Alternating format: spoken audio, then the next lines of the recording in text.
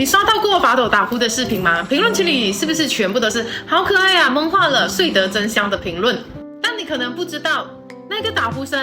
在大白耳朵里可能是另外一个意思，那不是睡得香，是他在用比正常狗多好几倍的力气才能把空气吸进去。今天这篇呢，我想跟大家聊聊法斗、八哥、英斗这些扁脸狗呼吸的问题。先说为什么会有这个问题，你想想，正常的狗头骨这么长，鼻子这么长，气道在里面舒舒服服的展开，呼吸不需要用力。但法斗的头骨被缩短了1/3甚至一半，头骨是短了，喉咙里面的软组织可没跟着缩短，那么多肉全挤在气道里了，所以他们的呼吸问题不是一种，而是一整套。我带你跟着空气走一遍，你就明白了。空气想进到肺里，要过好几关。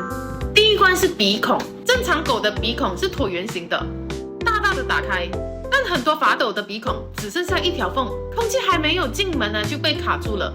第二关，喉咙后面的软腭，正常狗的软腭呢刚好是在那个位置，法斗的会太长，垂下来呢会挡在气管入口，每次吸气呢就会往里吸一下，那个打呼的声音就是这样来的。第三关，气管本身，英斗的影响特别的大，气管天生就比别的狗细一圈，所有的空气都得挤进一个更窄的气道里。最后一关最麻烦，长期这么用力的吸，我的软骨就会一点一点的吸变形，气道就会越来越窄。到了这一步的话呢，处理起来就很麻烦了。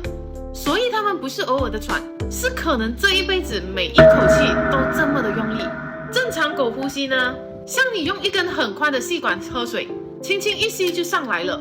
但法斗呼吸，像你用那种最细的吸管喝一杯特别浓的奶昔，你每一口你都要用力的吸。你现在试试捏着鼻子，只用嘴呼吸半分钟，感受一下那种憋的感觉，这就是法斗的日常。那长期这样呼吸会怎么样？睡不好，它根本进不了深度的睡眠，睡着了也一直处于一种半窒息的状态，不停的被憋醒，运动更不行，可能只是跑2步氧气就跟不上了，不是懒哦，是真的喘不上来。第二天可能更受罪，狗是靠喘气散热的，它气都吸不进去，热怎么散出去呢？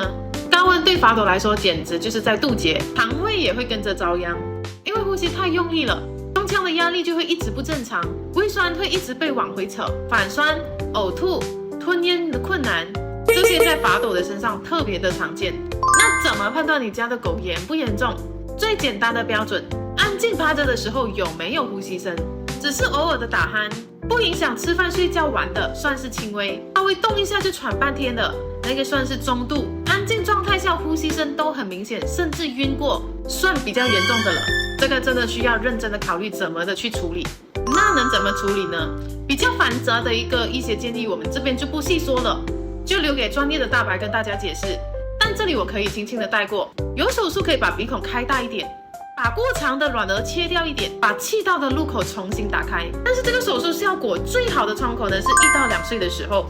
喉软骨还没被吸塌之前，过了这个窗口，软骨已经塌了，手术的效果就会大打折扣。所以如果你家的法斗八哥可能年纪还小，别想着等严重了再说，等严重的时候